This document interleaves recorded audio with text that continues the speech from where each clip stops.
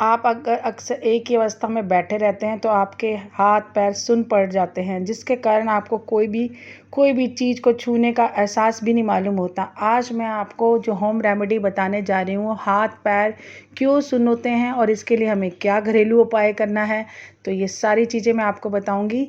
तो दोस्तों, हाथ पैर क्यों सुन्न होते हैं? एक ही जगह पर जब आप बैठे रहते हैं तो आपके मन में ये सवाल उठता है कि आखिर मेरा शरीर क्यों सुन्न हो गया है, तो कभी कोई रोग तो नहीं है। अगर ऐसा होता है तो हम एक ही पोजीशन पर बैठे रहते हैं, जिसके कारण सुन्नपन आ जाता है हमारे हाथों में, पैरों में। उसे फिर हम झटका देते हैं, सहलाते हैं, क्योंकि एक ही पोजीशन में बैठने से हमारे ब्लड का सर्कुलेशन रुक जाता है और जिससे हमारे हाथ पाँव सुन्न होने लग जाते हैं।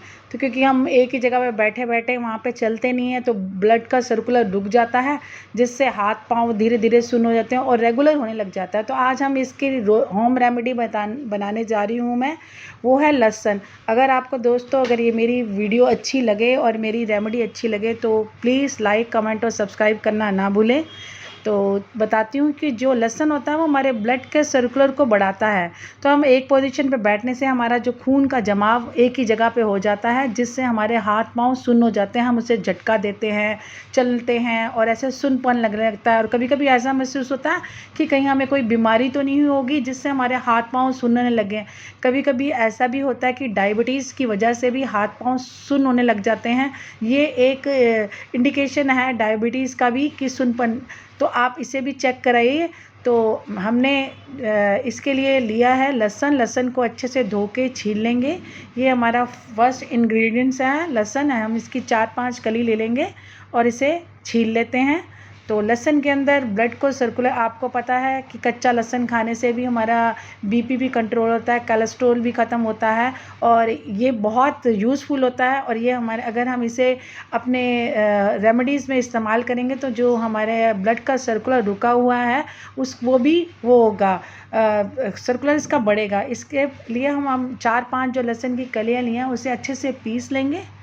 तो इसे आप किसी हमाम दस्ते में, मिक्सी में मत पीसो, क्योंकि मिक्सी में अगर हम थोड़ा सा, अगर हमें पेस्ट बनाना है तो मिक्सी में अच्छे से नहीं पीसेगा। तो सेकेंड इंग्रेडिएंट्स है हमारा एलोवेरा जेल। अगर आपके पास दोस्तों नेचुरल एलोवेरा जेल है, आप उसमें से भी निकाल सकते हैं। तो मैं इसके अंदर पतंजलि का एलोवेरा जेल का एक भरकर चम्मच डालूंगी।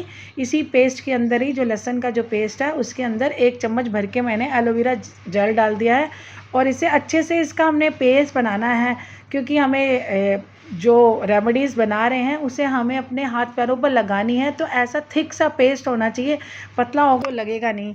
आपको दोस्तों पता है कि एलोवेरा में कितने ज़्यादा गुण पाए जाते हैं जो हमारे शरीर की दर्दों को भी ख़त्म करते हैं। अगर हम इसे खाते हैं तो भी और इसे लगाते हैं तो भी इसके अंदर भरपूर गुण पाए जाते हैं। तो अब हम डालेंगे इसके अंदर थर्ड इंग्रेडिएंट्स जो हमारी दर्दों को अंदर से निकालता है, वो हल्दी। आप फूड हल्दी मत लीजिए, क्योंकि उसमें मिर्च वगैरह मसाला भी हो सकता है। तो मैंने इसके अंदर आधा चम्मच भर के हल्दी डाली है और इसे अब हम अच्छे से मिक्स कर लेंगे। और इसका पेस्ट के अंदर ही हमने ये हल्दी डाली है। हल्दी हमारी दर्दों को, हमारी जो नसें होती है उसको खोलने में बहुत ज़्यादा इसका रोल होता है। तो इसके अंदर हमने आधा चम्मच हल्दी डाल दी है और इसे भी अच्छे से मिक्स कर लेंगे और इसका एक थिक सा पेस्ट बनाएंगे। तो अब मैं इसे एक कटोरी में निकाल लूँगी मैं। और हमें अब इसके बाद एक और इंग्रेडिएंट्स हैं, आप पूरी वीडियो देखिए कि वो क्या है।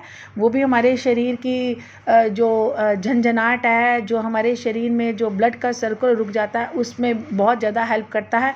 कभी कभी हमारे शरीर में विटामिन ई की कमी हो जाती है, जिसकी वजह से हमारे बॉडी के अंदर झंझनाहट शुरू हो जाती है। तो इसके अंदर हम डालेंगे अब विटामिन ई का कैप्सूल। विटामिन ई का कैप्सूल आपको कोई भी केमिस्ट की शॉप से मिल जाएगा, बहुत ही सस्ता होता है। इसे लगाने के लिए भी ये बहुत यूज़फुल होता है, आँखों के नीचे लगाना, लिप्स पे लगाना ये। और अब हम इसका इस्तेमाल कर रहे हैं इस पेस्ट के अंदर। तो मैंने एक कैप्सूल इसके अंदर विटामिन ई के कैप्सूल, इसे आप कैंची से या आप किसी पिन की हेल्प से इसे काट के इसके अंदर विटामिन ई का कैप्सूल डाल दीजिए और अच्छे से इसे मिक्स कर दीजिए और इसका एक थिक सा पेस्ट बन जाएगा।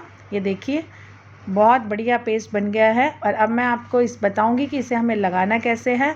दोस्तों, आप इसे हाथ पे, जहाँ पे आपका सुन्न होता है, हाथ पे, पाँव पे, आपका बाजू पे या हथेलियों पे सुनपन आता है तो उसे ऐसे लगाइए और इसे आप 20 या 30 मिनट तक के लिए छोड़ दें लगा के। उसके बाद आप इसे गर्मियों का टाइम है तो गुनगुने पानी से इसे धो लें। ये देखिए मैं आपको लगा के दिखा रही हूँ। ये हमारे जो ब्लड का सर्कुलर है उसको अच्छे से इसको सर्कुलर करेगा, क्योंकि हमने जो चीज़ें डाली हैं वो ब्लड के सर्कुलर में बहुत ज़्यादा हेल्प करती हैं। अगर आप इसे 15 दिन तक लगाएंगे तो उसके बाद आपके कभी भी सुन्न नहीं होगा। और दूसरा कि आप जिस जगह पे आप बैठे हैं उसे उठ के आप चला कीजिए ताकि ब्लड का सर्कुलर होता रहे।